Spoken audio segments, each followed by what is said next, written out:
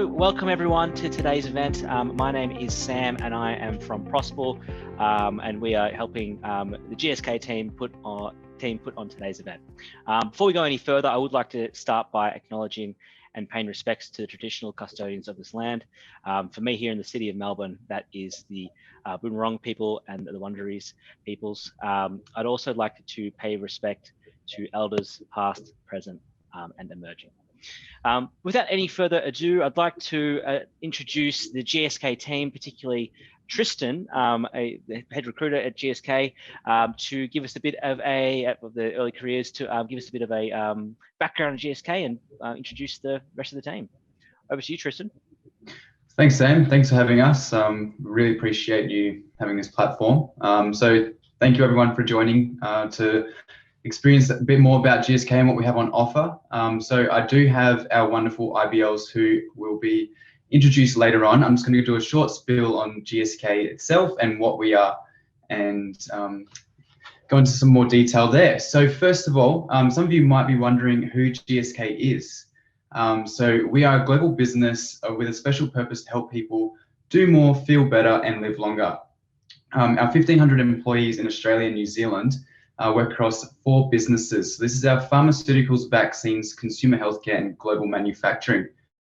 We are the largest provider of childhood vaccines in the world, and we even are working towards creating solutions to fight against COVID-19. If you have grown up in Australia, some interesting facts, you would have received 9 GSK vaccines by the time you finished primary school. And our pharmaceutical business is famous for products such as Ventolin, the asthma puffers, and other respiratory products. We are a world leader in that department. And we also specialize in the treatment of HIV and AIDS through our ViiV Healthcare. And finally, you probably know us more in our consumer healthcare products, such as Panadol, Voltaren, Sensodyne, Chapstick, and Nicobate and Centrum.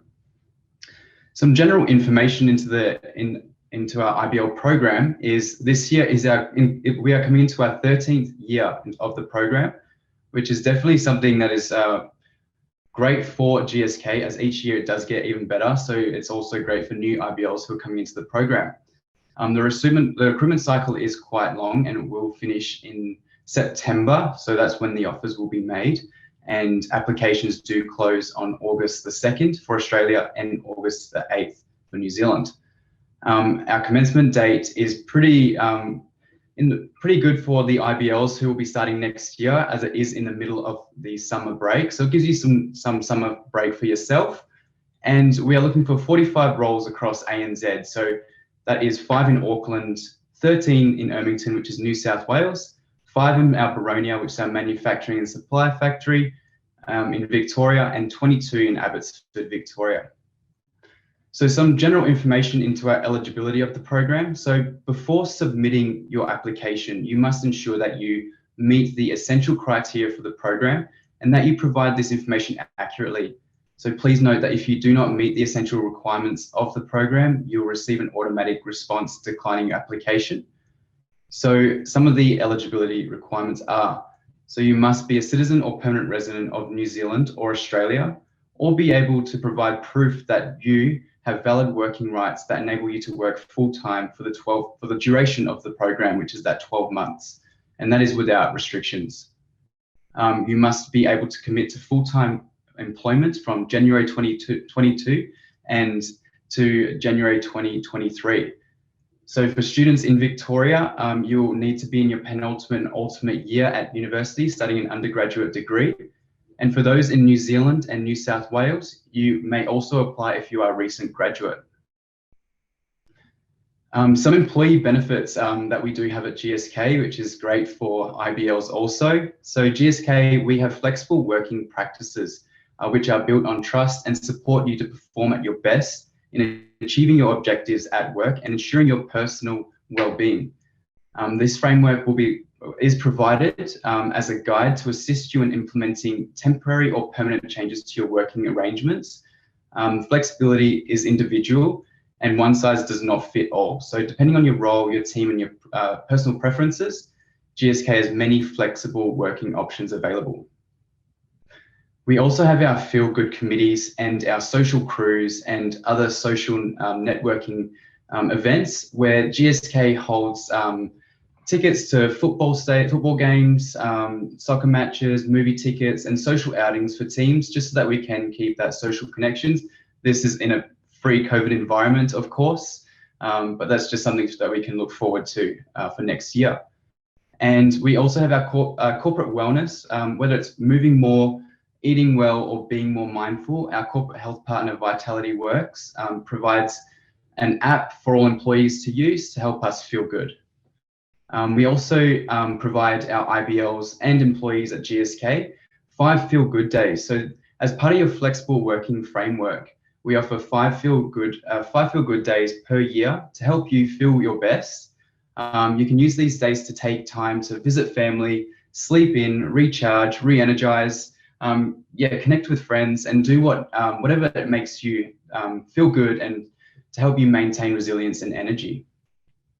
We also have another initiative called the Orange Day. This is a great initiative which allows all GSK employees to take 1 day off to volunteer with a charity or an NGO provider or partner, and either individually or within the team, which is another great initiative that we have at GSK. What to expect if you are successful as an IBL. So we have a model which is the 70-20-10 model. So this is every IBL role comprises of 70% on-the-job training, 20% developmental relationships, and 10% formal training. So that's just a bit of a structure that you should see if you are successful to become an IBL at GSK. So now getting into the interesting part is the recruitment process. So as you are aware, applications are currently open and they close, like I mentioned earlier, on the 2nd of August, which is a Monday, and the 8th of August for New Zealand. So the process is remaining virtual again, just to keep everyone safe as the environment is continuously changing.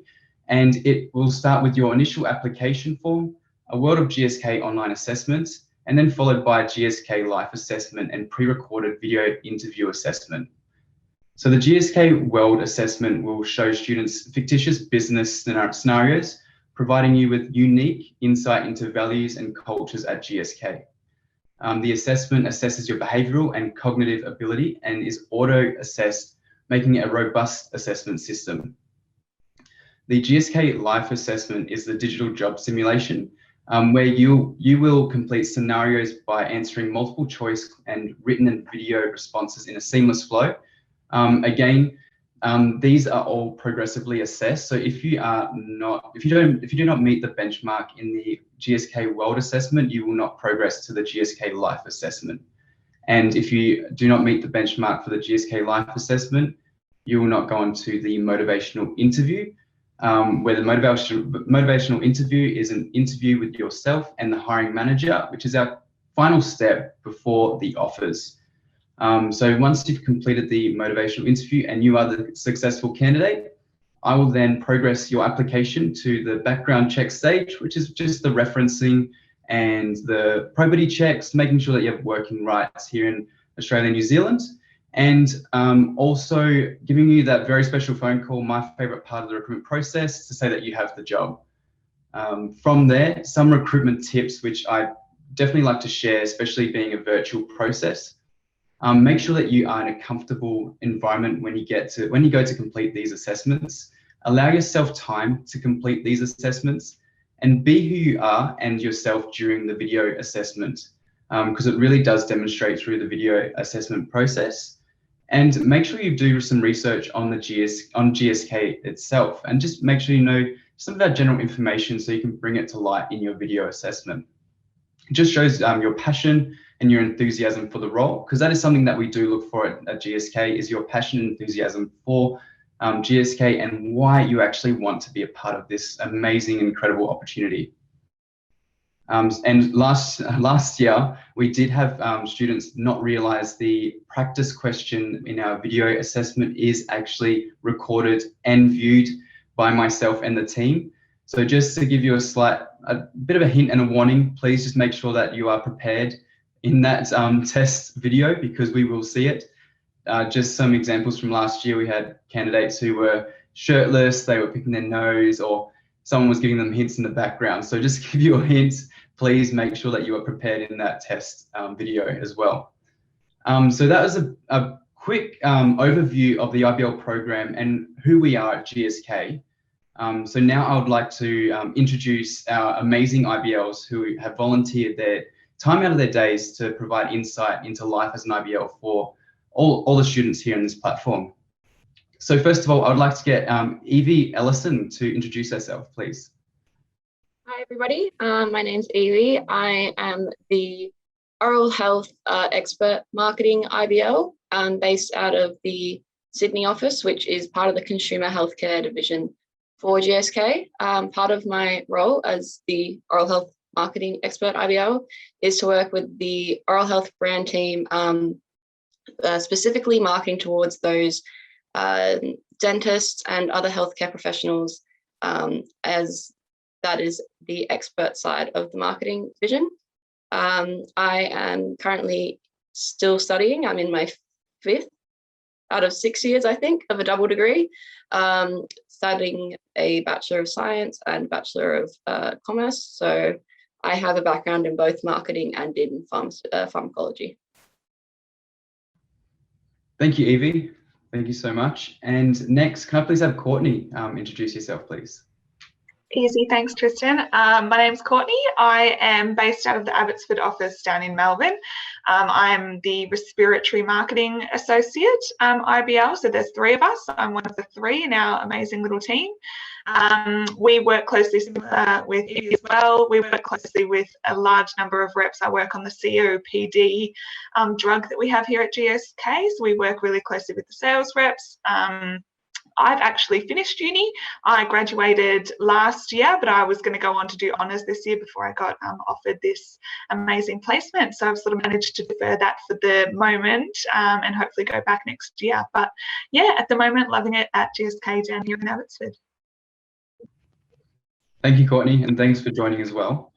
Next, can I please introduce Jeremy, if you can introduce yourself. Sure. Hey guys, I'm Jeremy. So I'm part of GSK Baronia's supply chain and logistics. So at GSK Baronia on site, we do manufacture a various amount and various brands of pharmaceutical goods. And part of my supply chain and logistics role, I'm one of the 2 IBLs here. And my role is a supply planner. So supply planners deal with long-term demand from international markets.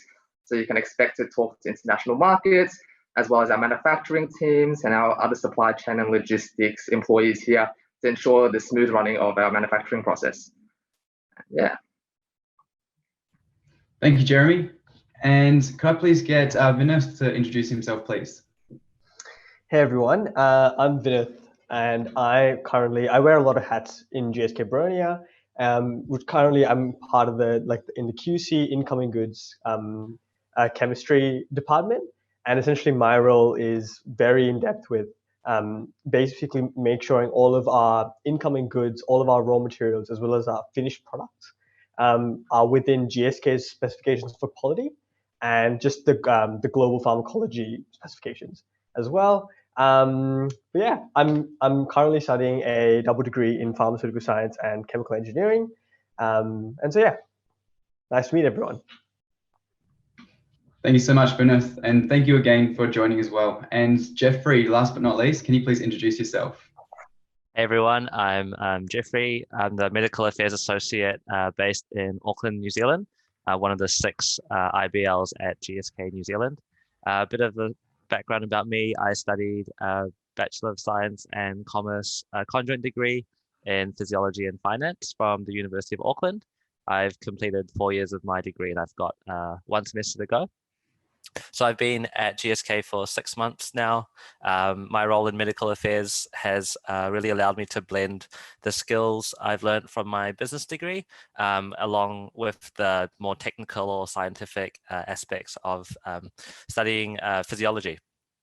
Hopefully I can provide some insight today about what it's like working in the medical team. It's quite a complex team and it's taken me a few months to understand it, but my team is responsible for non-promotional engagement with external experts within New Zealand, and that includes healthcare professionals. So for a more concrete example, my team will talk about the latest data coming out of the clinical trials with specialists, or we'll get some more insight about how doctors are currently prescribing our medicine and our competitors' medicines, and then feed this back to the commercial team. So nice to meet you all. Looking forward to hearing some questions you may have. Thank you so much, Jeffrey. I'll pass on to you, Sam, for the questions if you like. Yeah. Awesome. Thanks everyone for the introductions, and yeah, now we'll jump into the well, this hasn't been fun so far, but the exciting part of the event, which I'm sure you're all here for, which is the Q&A format. So I've already started right into the chat box for you, a bit of a reference, but for those who haven't seen it so far, if you can put your questions in the chat box, because I mean, there's be stacks coming through, but also just let me know if you'd prefer for me to read it out or you'd like to read it out yourself. I'd strongly encourage you to take yourself off mute and have your camera on when I call on you to do so, but obviously not everyone will be able to do that, so that's quite fine. I can read out if you'd prefer. But to kick us off, and apologies in advance, I'm a shocker with pronunciation, so if I get your name wrong, I am very sorry and call me out. But I might throw to Tejas, who had the first question. Tejas, you have to take yourself off mute to ask your question. Hi guys, can you hear me? Yeah, awesome. Oh, perfect. Hi guys, I'm Tejas. So I was listening to, I was listening to Tristan when he said that only undergrads are recruited as of the program. So are there any opportunities for the postgraduate as well? So I'll be graduating in Masters of Business Analytics in the month of December. So if there's any opportunity for the postgraduate holder as well, so I'm curious to know. Yeah, I'll answer that one for you. So thank you so much for raising that. So this IBL program is mainly only for our undergraduate degree and for students in their undergraduate studies. So for you to apply, you won't be eligible for the IBL program. However, we do have other opportunities which are normally available, just not this year. So thank you so much for your inquiry. Right. Thank you. Awesome. I think there's a few questions about postgraduate sort of applications. So hopefully that covers a little bit. So, you know, not this year was the answer, Tristan, but yeah, keep on track. Definitely, you know, stay in touch with the site as well. I might throw next to Sophia had a question again about the program about part-time placements. Sophia, did you want to take yourself off mute there? If not, all good, I can do that. The question was, does GSK, I think in the same vein of what does GSK offer outside the IBL, are there any part-time placements on offer? Yes, so it is a case-by-case offer. So it depends on the hiring manager's needs and the business demand, and when you go through that process. So I would encourage you to apply, and we can go through that and work on that with the hiring manager if you do progress further within the recruitment process. However, right now I can't say that we do guarantee part-time opportunities. Okay, thanks. That's okay. Awesome. Devanshi, you had a question here about honours. It sort of sounded like it might be related to Courtney's experience as well. So maybe, do you want to ask your question?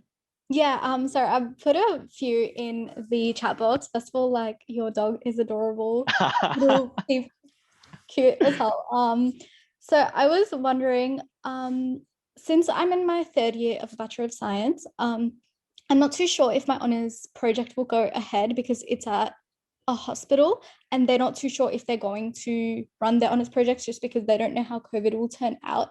So since a few of us might have honours already integrated into our degree, I've seen that the eligibility criteria has written that you have to be either in your penultimate year of your bachelor's degree or finished your honours year. But if you're in that like weird in between, are you still eligible to apply? Would there be any consideration taken for like, we're not sure if our honours project's going to go ahead, but we can still get the role or anything like that?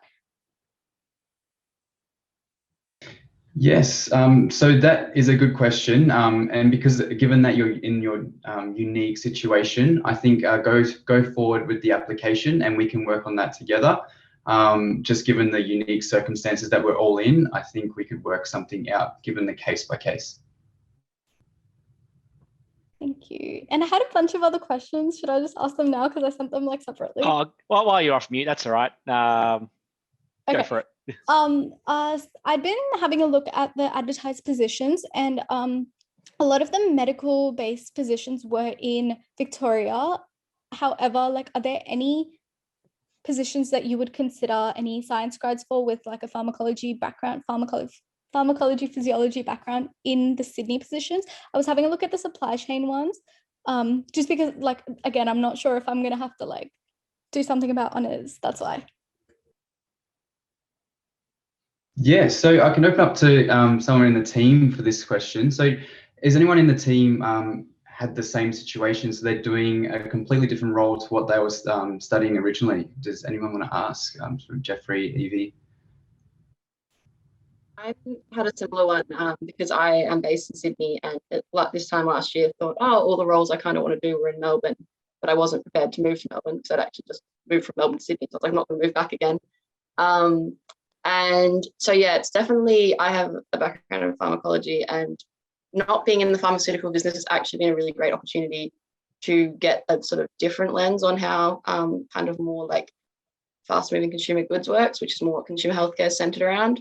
In terms of your question of if there's any sort of medical based IBL ones in Sydney, I would say that there's none that are as medical as the Melbourne ones, in a short summary.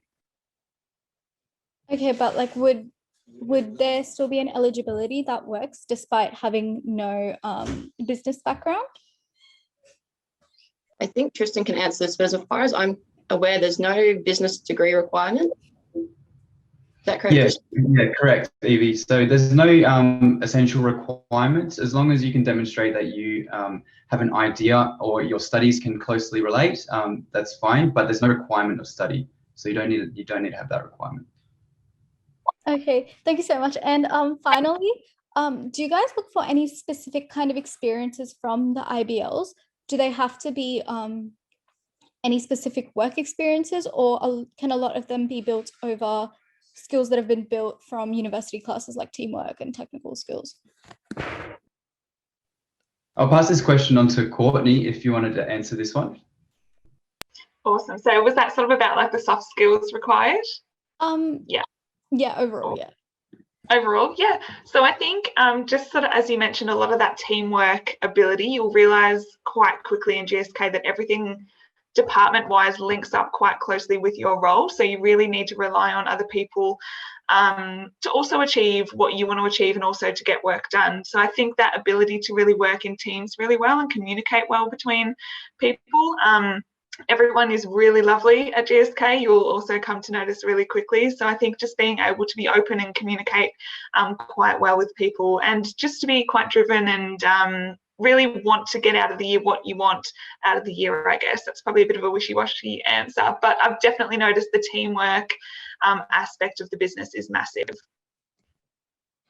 Devanshi, just to add on to that, and anyone else on the line that's a bit concerned about lack of experience or maybe not having anything necessarily on their CV, I can tell you that some of the other IBLs, they didn't have any pharmaceutical background or any marketing background even going into a marketing role. It is really about communicating what you have learned through university, through the pandemic. I just spoke at my university yesterday, and obviously everyone is talking about adaptability, but not everyone has had a role over the pandemic to show that they've adapted, but we've all made it through, and just talk about maybe even a personal experience that where you've had to overcome a lot of setbacks maybe, or had to change quite quickly, and that can even be one paper, or it can even be something a bit more personal if you're happy to share that. So yeah, to anyone on the line, don't worry about that. We all are understanding, and we know it's not easy. Okay, thank you so much. I'll just add on to that as well. I am in the marketing program, but I actually studied communications and public relations. So I really came in with little to no marketing background at all. And you really have the support around you to pick up skills very quickly. And it applies to a lot of us IBLs this year. There's about 24, 25 of us in Abbotsford. And the age range is from sort of like 26, 27 years old that are still at uni, or people really fresh in uni about 20, 21 years old. So I think everyone's skills really vary in that sense, and obviously experience come with that as well. So yeah, don't put pressure on yourself to feel like you need to be doing this, this and this to get into the program, because you don't.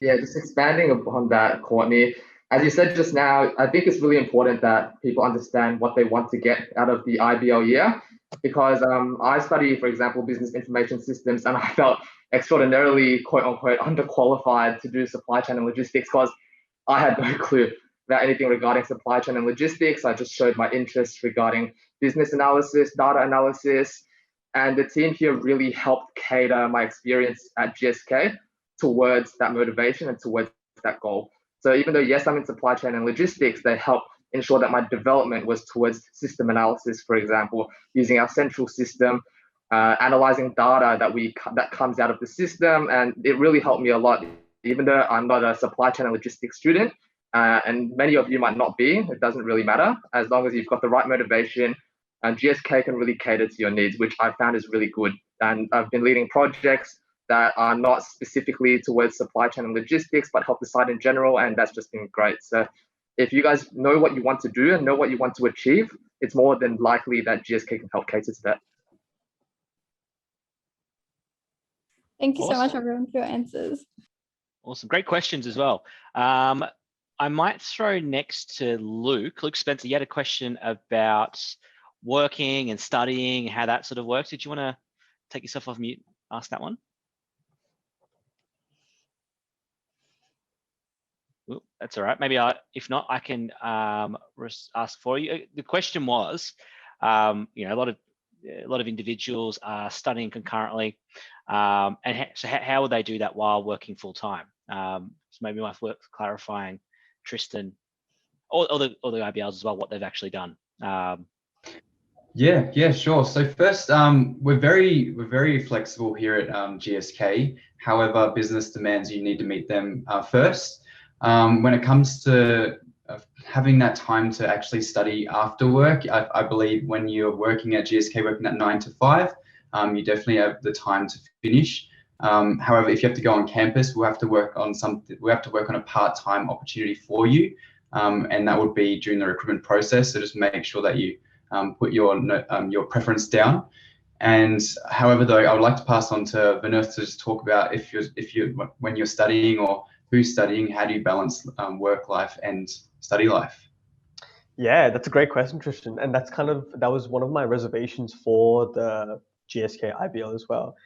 But so currently a lot of the IBLs down in Boronia have actually deferred the year. So that means we've talked to a university and just put out a year of deferment from, I think, 2020 to 2021. So that will resume our studies after. But I think, yeah, so I've been working full time, and in terms of kind of study outside of work, there is definitely time, because after 5 you kind of clocked out and you've replied to your emails and all that sort of stuff. But I do tend to do a little bit of study just to kind of see what the rest of my cohort is doing at uni, or maybe review some lecture notes, just to keep that kind of those skills warm, I guess. So when I do go back into uni, I'm not like fresh out of the water. But yeah, so that's definitely something you can try. But in terms of business demand, yeah, it's a full-time job, so it's going to be a bit hard to juggle full-time uni and full-time work, unless you want to sacrifice sleep, which. Yeah, good response. Thank you, Vinith. Is there anyone else that wants to add to that? How did you adapt from study life to work life? And if you are still studying, what do you do? Yeah, I can jump in. So I currently am studying part-time while working, and I do think that GSK's flexi work options, which in Sydney in the Consumer Health Department, it's pretty like everyone knows that flexi is an option, and no one's going to judge you if you do work your hours around your own commitments, as long as you get your work done and you do work your allocated hours per week. I find that, yeah, with online uni at the moment, I don't know if unis will be remote next year, but while unis are remote this year, it's quite actually easy just to have classes that are after 5 and they're online, so you don't have to worry about commuting and stuff like that. But it is definitely a lot of work and time management to keep the full-time job going. And as well as getting, the grade you'd like at your university course. But I think it just comes down to also being pretty transparent and honest with your managers about what you're doing and making sure that they're okay with it and that they think that you can still tackle the workload while you're studying at the same time. And I think, and just on that, I do think that sometimes your priorities have to change. Before I worked at GSK, I was very much uni focused. And this year I acknowledged that my priorities would have to change and work would be number one focus and uni would be subsequent to that. I'll just add to that. I think it's it's really what you make out of it. You can choose to put some time aside to study. I decided to stop my studies entirely because I wanted to focus on GSK and getting the most out of it. And you can definitely ask for more work if you want to, but if you also want to balance other priorities, the GSK totally understands. But I think I made the right choice because I am able to focus all of my energy into work and then have a good balance with the rest of my personal life. Awesome. I might throw to Corey Matthews next. Corey, you said you have a question. Yeah, hey, can you guys hear me? Is that loud and clear? Yeah. Beautiful. All right, well, yeah, first, thanks everyone for showing up today. I'm sure it must be a bit difficult taking the time out of your day. Appreciate it to answer some questions. First of all, I just want to loop real quick. I think in terms of uni, you might be able to get credits as well. I know that my university, Monash, some of these internships you can get credit points towards it, so you might be able to, get a few extra points there. So my question I'm going to open up to everyone, and Tristan, if you'd like jump in as well. I just want to know kind of what's been your proudest moment during your time at GSK. What's made the program kind of all worth it to you? What's capped it off? Yeah, I would love to hear something along those lines.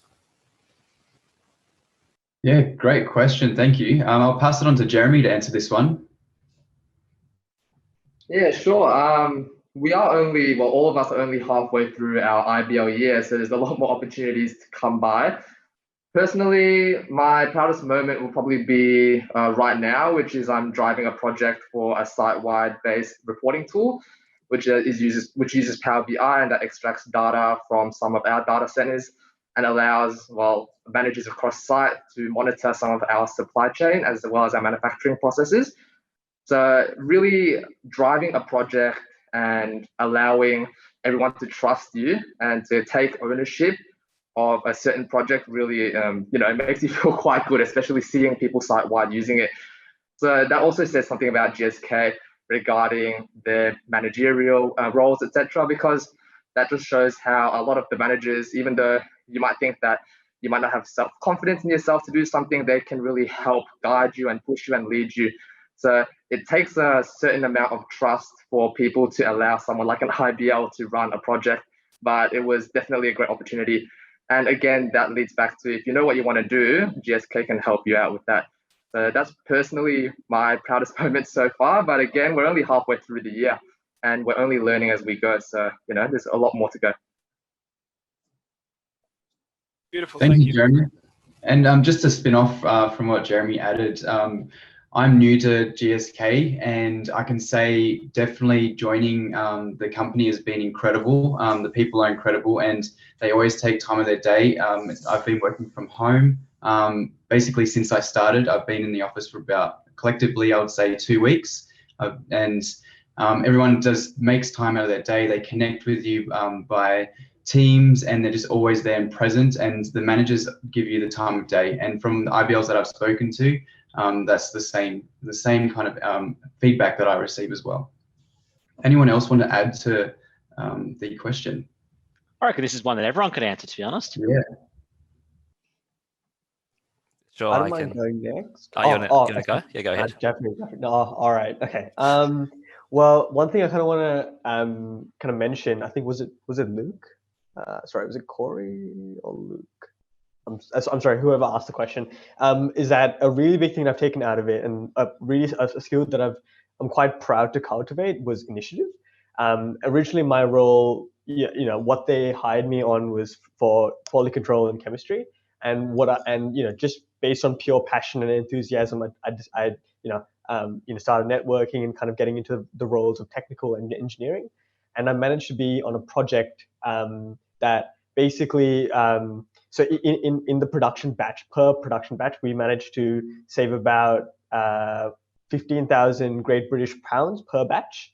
So that's every hour, just by making a simple engineering fix without revalidation of that, any of that, we've managed to save $15,000 Great British pounds, sorry. And just seeing that and being part of something like that, where a simple idea that came from maybe a lecture note that I learned in first year, second year, managed to have downstream effects that actually benefited the company, saved the, helped the consumer way down the line, and just made things more sustainable as well, because we had less wastage as well downstream. So something like that, where I don't know, might have like referenced my lecture notes or some tutorial problems, but just seeing that in real life was probably the most exciting thing, and the thing that kind of fuels me on, like, for the change and the value I bring to the team. So yeah, I hope that answers the question. But yeah, definitely initiative, and really take that out, and really make sure you showcase that in your resume and your CV when you apply it as well.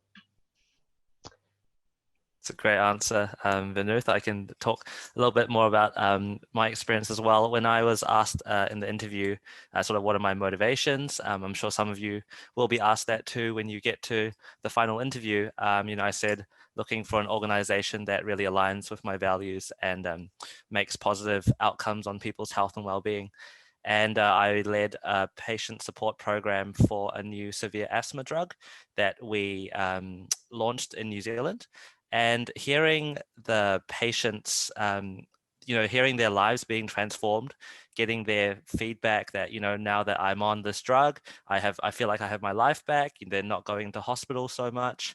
Like hearing those sorts of stories, and knowing that your work actually contributed to that, even if it's the most mundane task, I think that end motivation really keeps me going, and it's kept me going for 6 months. So those patient stories and those patient outcomes are what makes me proud to work at GSK.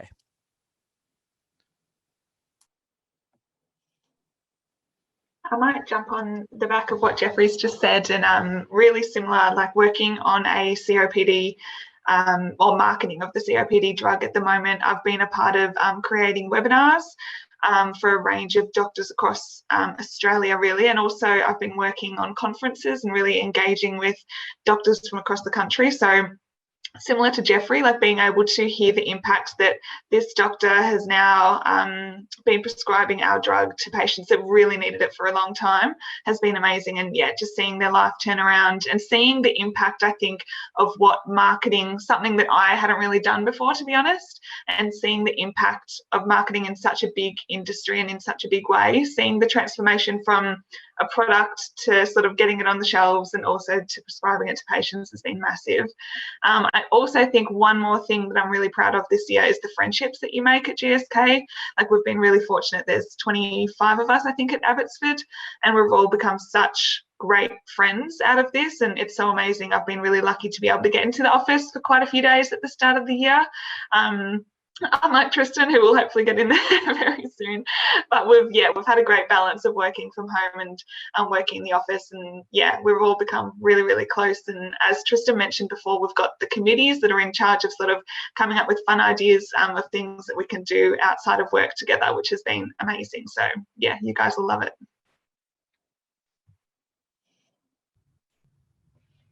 Right. Was that everyone?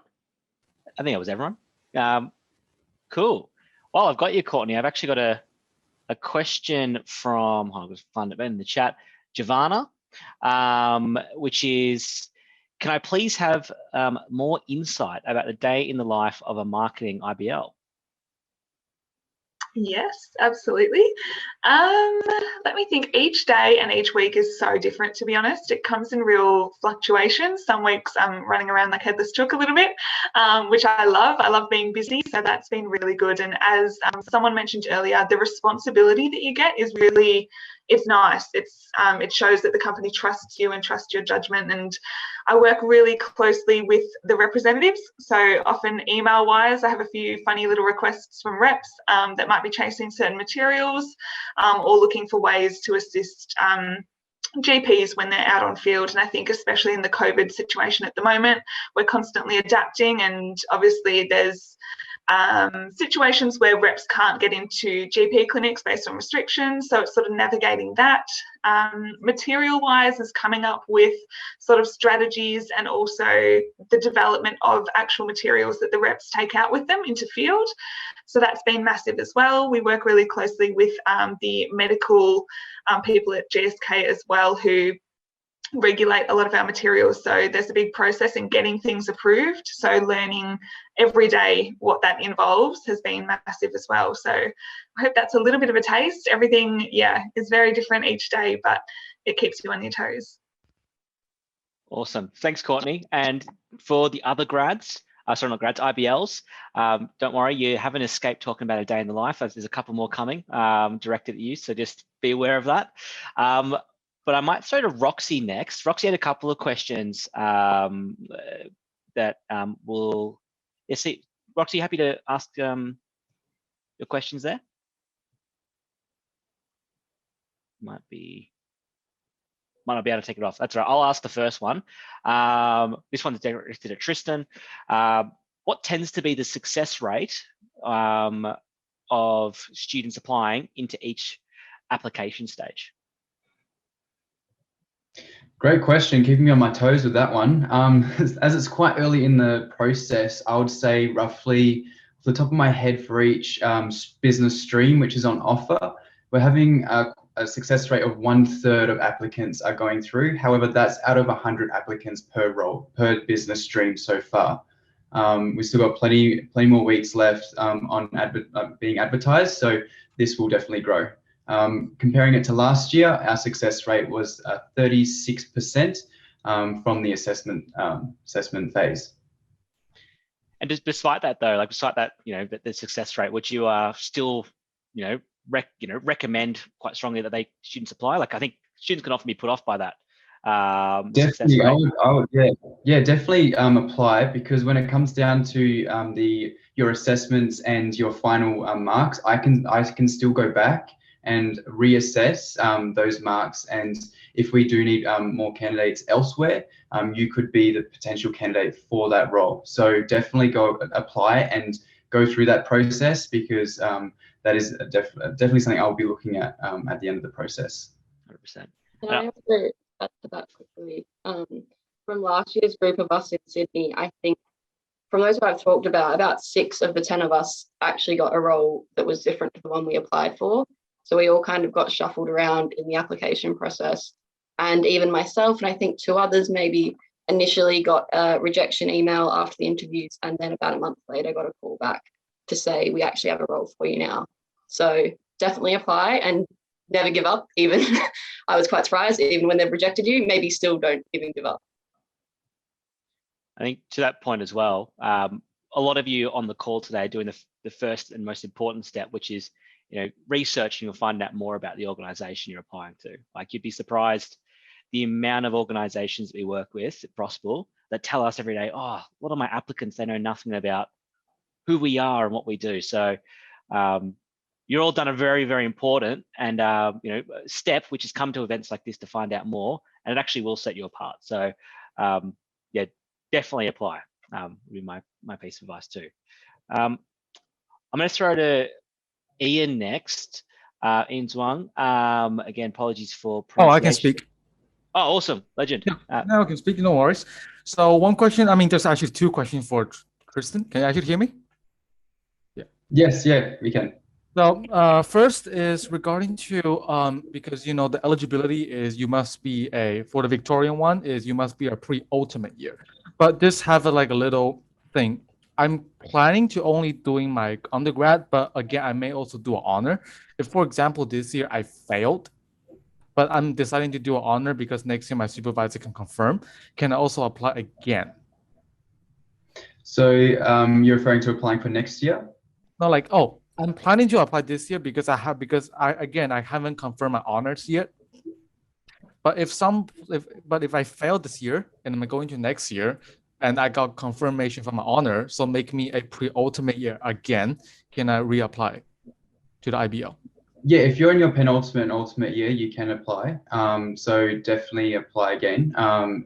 That's your case. So if you failed your honours and it's being postponed to the next year, yeah, definitely apply. Right. Another question is, I actually have started my own business of 1 year ago, but then I sold it.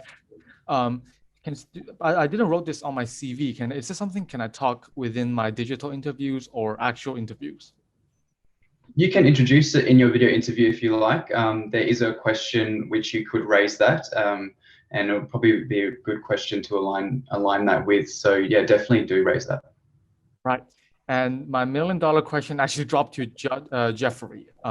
Although I know you're in New Zealand, same as me, I'm doing an exchange in New Zealand, full scholar. So one question is, because I'm applying for a medical and clinical side. Can you actually share a bit insight of what's the daily event happening within your role? Because I'm pretty curious. Although I know you're in New Zealand, but I assume it's the same. Sorry, so you are in New Zealand or you aren't in New Zealand? Oh, I will be applying Australia because Okay, I'm an exchange student in New Zealand. Okay, cool. Yeah, no, great question. With the medical team, I work with the medical affairs managers. They're the ones who actually talk to external experts and healthcare professionals. In terms of my role, I'll be responsible for supporting them with the materials that they might be using to talk to the external experts. And you'll also be given quite a few tasks here and there. So I think adaptability is really important in being able to work with everyone's working style. So definitely, I'd say to anyone applying, talk about how you can how your past experience aligns with the values that we have at GSK. Yeah, it's really hard to answer your question because it really does vary. It varies by therapeutic area as well. So if you're working in severe asthma, the type of work that you're working on is going to be quite different to if you're in the oncology space or if you're in HIV. But the truth is, it doesn't really matter which space you're working in. Other things that I work on are identifying external experts for my managers to actually talk to. That's been, GSK is starting in oncology again, and so I really work in the pre-launch phase of a medicine. Yeah, do you have any other follow-on questions from that?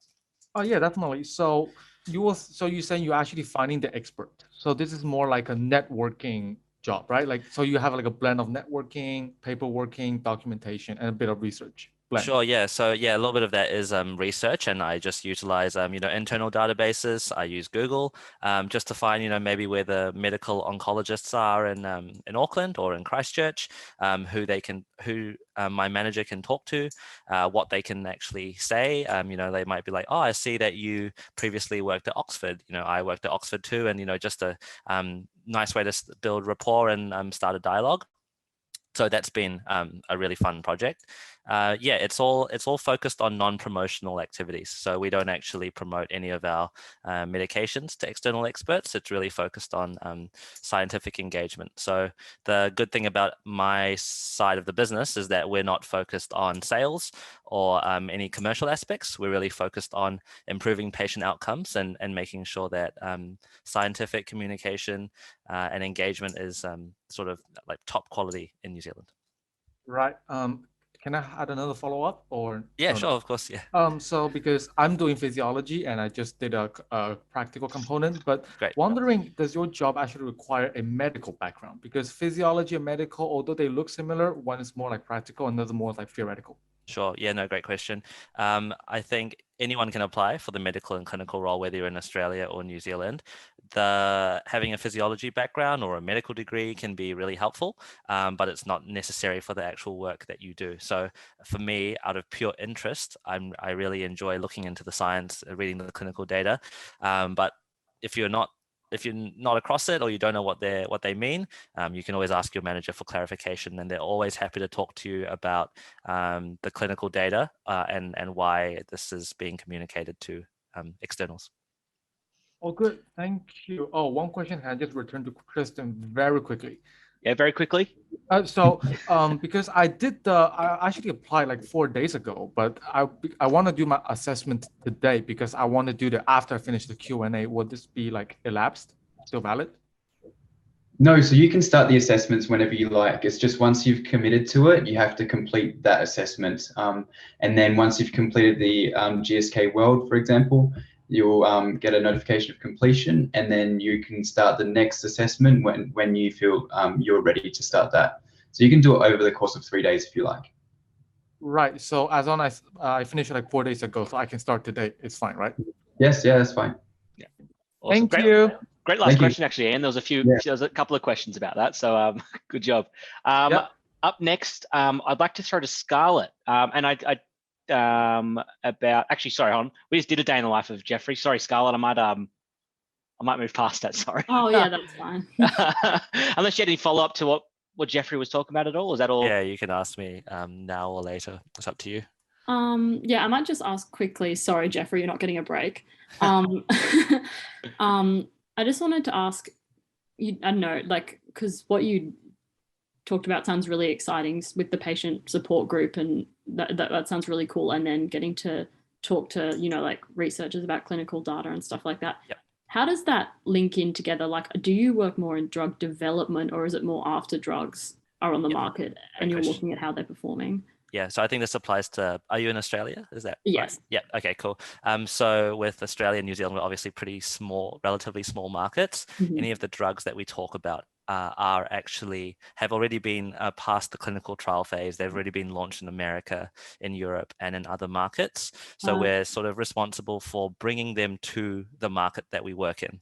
And obviously with that, if you think about that, the doctors, they go to medical school and then they probably won't learn much more about the newest drugs that are coming onto the market. So, our responsibility as a company is, as the medical team is to go, hey, doctor, we've got this new drug. What do you think of this data?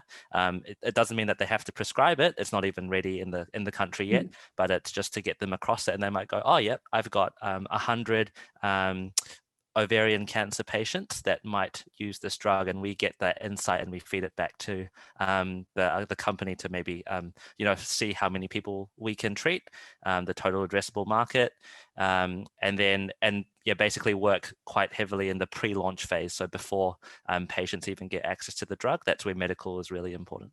Okay, thank you. Thanks, Scarlett. I did tell you that you wouldn't be escaping any more day in the life questions, Jeffrey. So, and speaking of, I think there's one next, potentially for Eve from, again, apologies for pronunciation, Andrev Stefanovic. But also before we jump into that, just a heads up, conscious of time, we sort of said it ends at 4 o'clock now. Tristan has kindly said he's happy to go for a little bit longer as well with the rest of the IBL, so maybe another 15, 20 minutes or so. So if your question hasn't been answered yet, don't worry, but we'll try and get through these last ones a bit quicker. But sorry, just to interrupt, Sam. I've got another meeting at 4, so I might have to head out. So if anyone has any questions, feel free to relay it through Tristan, or just kind of pop it to me on LinkedIn or or anything like that. Awesome. Cool. Alrighty. See you, Andrev. It's Andre. But sorry. That's all good. I told you I'm bad. Yeah, I just had a quick, typical day in the life question for AV. Because I'm interested in dentistry, health science, that kind of field. What does a day look like for you? What are you up to? Cool. So my day is actually kind of very similar to how Courtney described hers. Just sort of take what she does it for and sort of apply it to dentistry and oral health. So the two brands that we work on in consumer healthcare are Sensodyne and Polydent. So we care about, those are the two growth brands for GSK.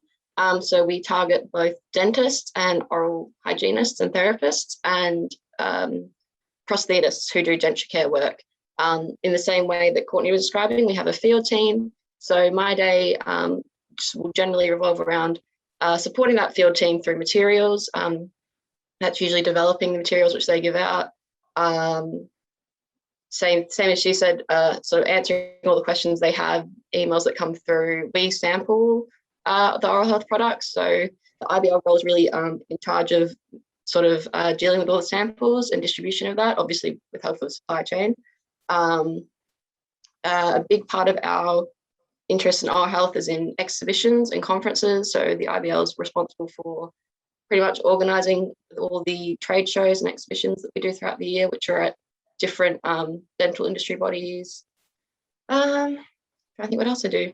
It's always like a little bit of this and a little bit of that. We also have a big focus on digital now in marketing. So it's kind of me and my manager trying to tackle all of the digital problems that are occurring and figuring out how can we best target healthcare professionals specifically via social media, websites, Google searches, stuff like that. So I hope that helps. It's a little brief summary. Thank you. Might throw next to Olivia.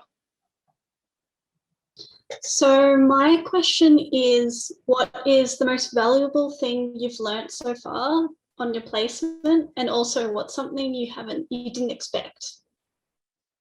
Great question. I'll pass this one on to Jeremy if you would like.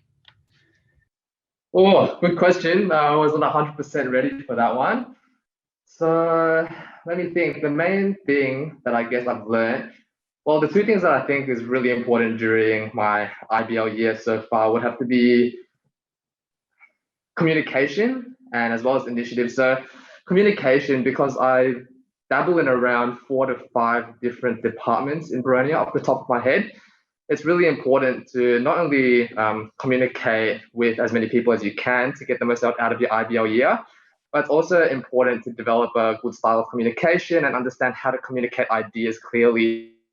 So this is something that, you know, not a lot of us will necessarily get professional training for, but it's something that I've learned to develop because it's important. Well, you've got, for example, a half an hour to an hour meeting. How do you ensure that all the important aspects of the meeting are covered and that they're communicated clearly so that there's no confusion? This is not only orally and verbally, but also through emails and through Teams messages. How do you make sure that you don't sound too rude, or how do you reject kindly? Things like this. This professional communication practices is what's really been quite important to me. Next part would be initiative.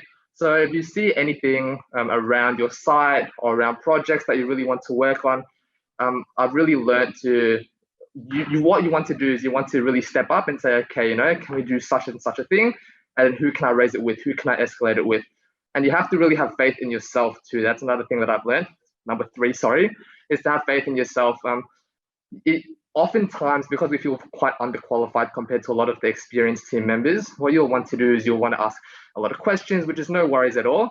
But at the end of the day, I think what you'll find out is more often than not, your training will point you to the right direction, especially your managers help too. So that's what has really helped me along the way, is to have faith in yourself and to understand, you know, let your yes be yes and your no be no. Understand what you can do, understand your capability, and seek help from others. I forgot the second part of that question. I kind of rabbit holed there, but what was the second part of the question? It was, what's something you didn't expect? Something I didn't expect. Ooh, let me think about this one. I guess something that I didn't necessarily expect is really learning to prioritize your time, because yes, it's a 9-to-5 job, and 9 to 5, 8 hours a day, you kind of think, oh, that's about the same as full-time study. But what you don't necessarily realize is that you have to put a lot of commitment into your work. So you might have to cut out aspects of your social life, not saying that you have to cut out all of it, but there are some sacrifices that you might need to make and some priorities that you'll need to prioritize over certain things. So that's something that you might need to pay attention to and keep in mind when you're applying, is that, yeah, this is a full-time 9-to-5 job for most cases. So yeah, that was something that I could see, but it didn't really hit me until you're really, you know, knee deep in the water and realize that, okay, you know, it's a 9-to-5 job. It's, you know, you have to put all your mental capacity into it. And at the end of the day, you might be tired. Yes, you might think, oh, you know, after 5 p.m. I can go hang out with friends, but you might be tired, stuff like that. Learning to prioritize and understand what you might need to sacrifice is just part of day-to-day life now. Thank you. All good. Awesome. Unless anyone wants to add anything, I might throw to Sophia Newer next. Sophia, were you happy to take yourself off mute, or did you want me to ask the question? I'll ask that one. That's okay. The question was, I guess it's sort of mostly aimed at Tristan.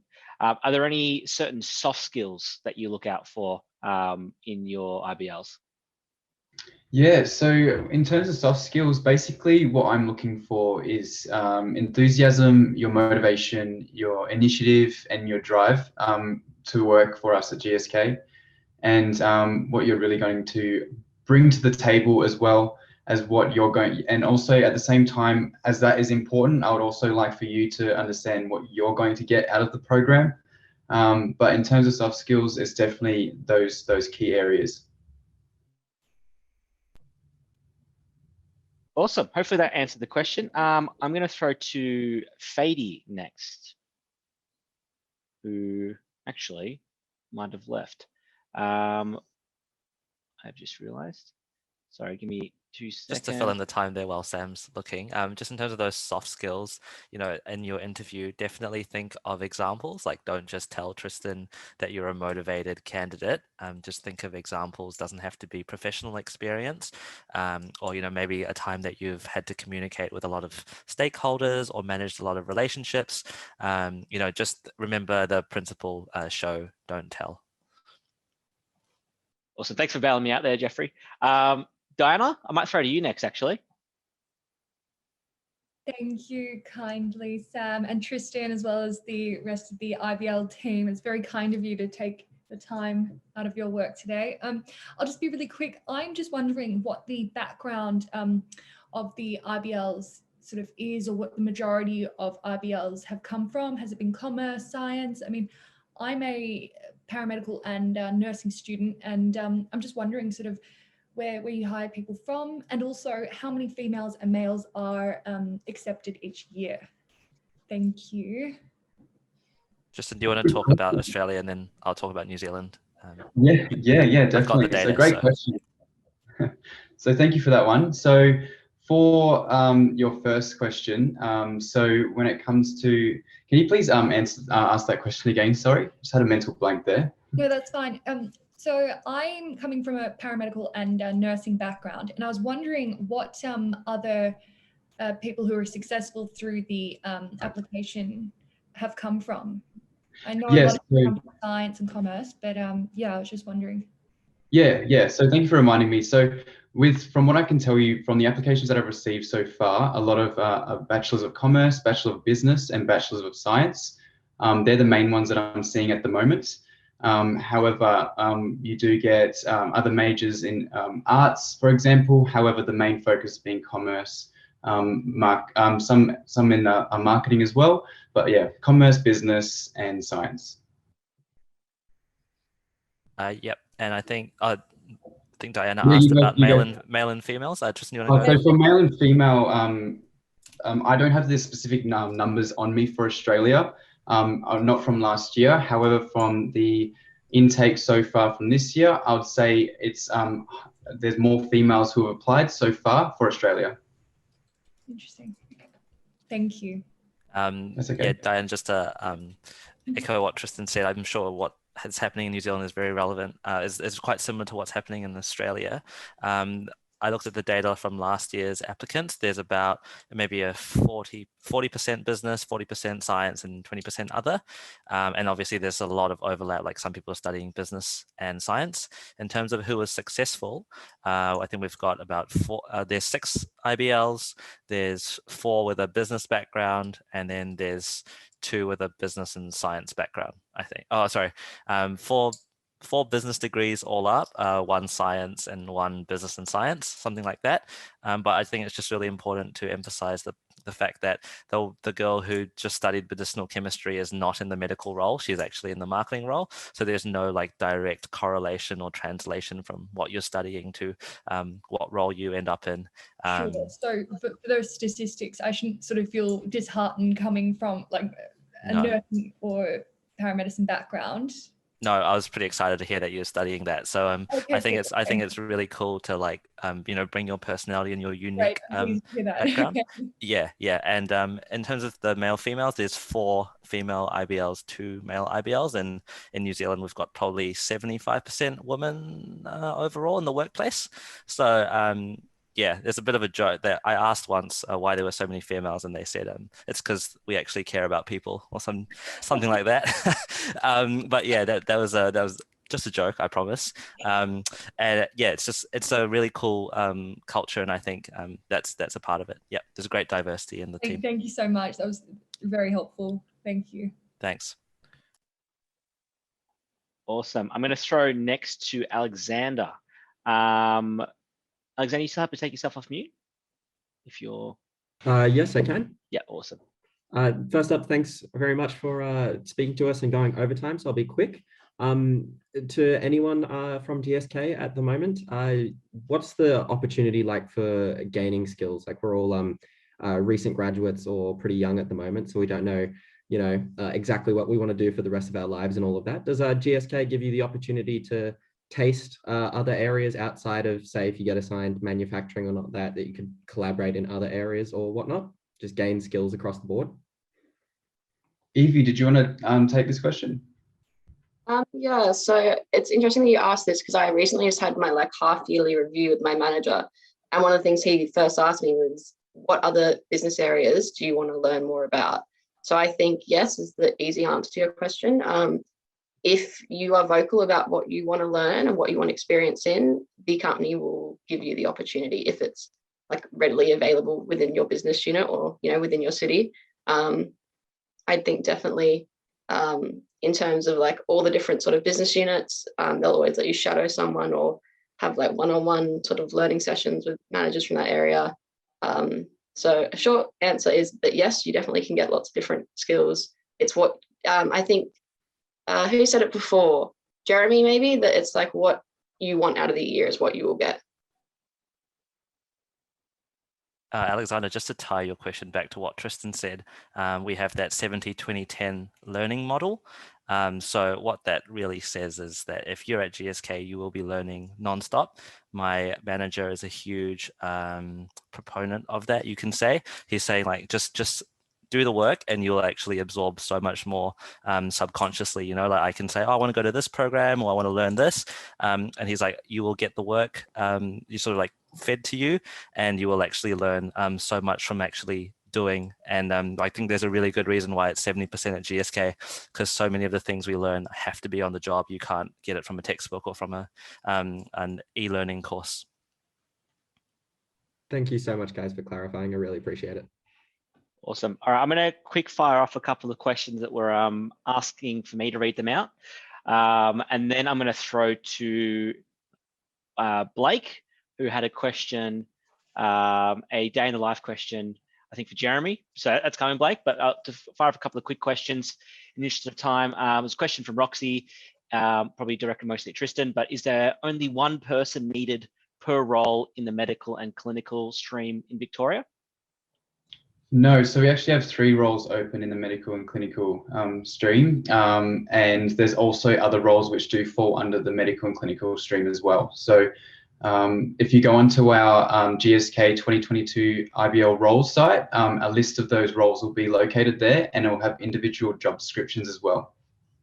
Probably this answers the next question to a degree, because there was a follow-up question from Roxy saying she's noticed that there's a medical affairs associate and a respiratory medical affairs associate listed, and what the difference is between those 2 roles.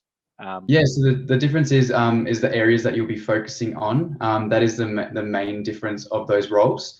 And again, if you would open up those job descriptions, it will go into great detail for you of those differences in just easy dot point form. So yeah, please visit that 2022 IBL role site on our GSK career site. It has all the job descriptions located there for you. Awesome.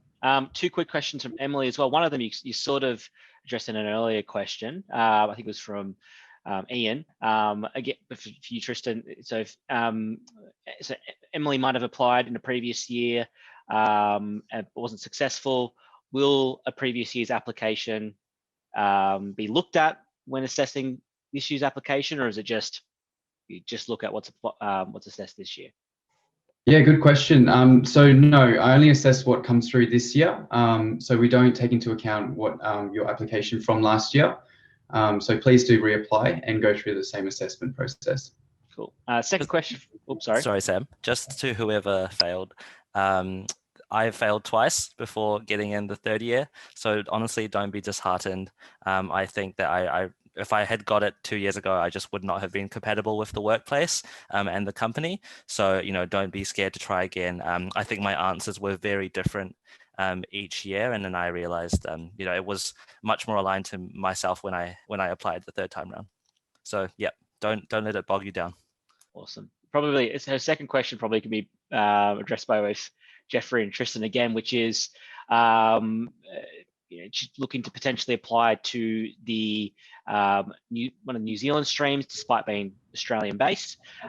Is there any preference given to New Zealand applicants for New Zealand roles over Australian applicants to New Zealand roles, or is that everyone's on their own merit? Everyone is on merit. However, given the current environment, just taking into account a relocation, we don't provide assistance for that. But definitely, there's no preference for where you're located.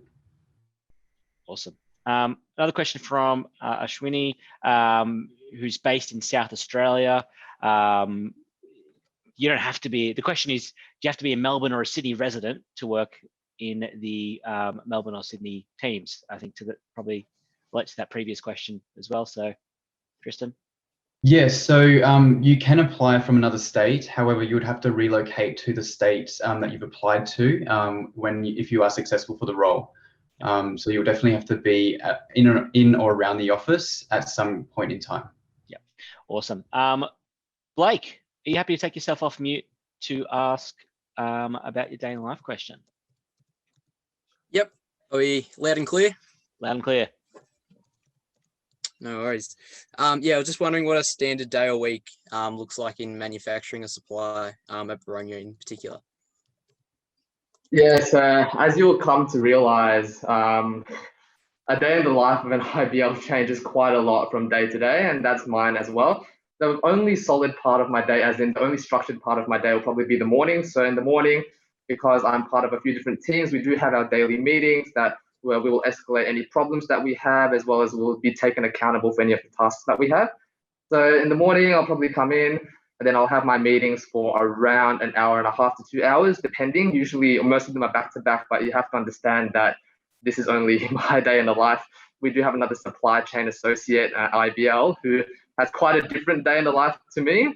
Unfortunately, he won't be able to make it on today, but it changes from day to day. So from there, I do a lot of business and data analysis work in regards to projects. That's probably a lot of my workload right now. So even though it sounds like quite a geeky or a nerdy topic, you'll come to realize that it requires a lot more communication than what some people think that a business or data analysis role will have. So from there, you have to talk to a lot of different people, try to understand their business processes, try to understand their ways of thinking and their ways of working, and then how can you improve that? So that's some of the projects that I'm working on. Other than that, I'm also part of the steering committee, which I believe a lot of people here will have the opportunity to participate in if you'd like to be in one. The steering committee essentially helps plan out of work activities as well as professional development for all the IBLs. So we're planning different courses as well as different activities outside of work for the IBLs now, as well as bringing together, for example, the IBLs from Boronia, Abbotsford, and now also New Zealand. So we'll all be working together for that. But again, the day-to-day life really changes, and in a way you can tailor how your day-to-day life will look like according to your preferences and according to what you want to learn and according to what you want to dabble in. For example, there's a great opportunity here if you're familiar to work with SAP, and to work in an SAP test system would cost, off the top of my head, I think around $10,000 to $15,000 if you want to do it yourself. But the systems are all set here. You've got access to a wide array of assets, different tools that would otherwise cost a lot of time and money to develop. And so it really is up to you how you want your IBL year and your day-to-day life to look like. This is just my day-to-day life, and as all the other IBLs can tell you, it's different every single day. There's a lot of ad hoc tasks that you might have to do. You're really on your feet. So as long as you're adaptable and you're motivated, that's all you can really ask for. And the opportunities will just fall in your lap. So yeah, sorry, it was a bit of not necessarily a clear structured answer, but it does change a lot from day to day. And what I just want to reiterate is that if you have the motivation to push something within your workday, then that's all you can do, and you'll have the opportunity to do so. So don't think that, you know, the IBL's day that I experienced or that one of the other IBLs experienced is the set structure. IBLs aren't given a set structure, rather you have the initiative to drive your own IBL year. Awesome. Thanks, Jeremy. Thanks, Jeremy. Unfortunately, I'm conscious we haven't got a lot, there's a lot of questions still coming through, but I'm conscious that a lot of the team do have to run. So I think we might, I'm going to ask one final question. It's one of my own, and then we might call it quits there. But Tristan, for those who haven't had their question answered today for whatever reason, is there any way they could get in touch with you after this event to, you know, voice those questions? Yes, yeah, definitely. If you could go onto my LinkedIn and just send me a direct message, then I'll be able to answer your question straight away, because I'll have my LinkedIn open for the rest of the evening. So yeah, shoot me a message on LinkedIn and I'll answer as soon as possible. Awesome. Well, my final question, it's for everyone, in a sentence or less, what is your favorite thing about working at GSK? And I'm going to throw Evie under the bus first. Maybe my favorite thing, and kind of, I think a lot of people will say the team. So the team is definitely something I enjoy, but to not say that, I will say something that I have enjoyed the most and was kind of surprised was the amount of responsibility I've been given, and the kind of autonomy to run my own projects so early on. I'm a very independent person and I like working that way. So it's been really great to sort of have my work catered to that. I like how you got 2 in for the price of 1. That was great. Jeremy, you next. Going off that, yeah, also the variety. So alongside the autonomy, you have a great variety of different amounts of activities that you can participate in, not only professional development, but going out for lunch, communicating with different team members, exploring even different parts of site or different areas. It's really great. You have a great variety. You've got a lot of freedom, a lot of autonomy. So yeah, it's great working at GSK, definitely recommend it. And hopefully everyone here is willing to apply, and looking forward to see you guys soon. Jeffrey?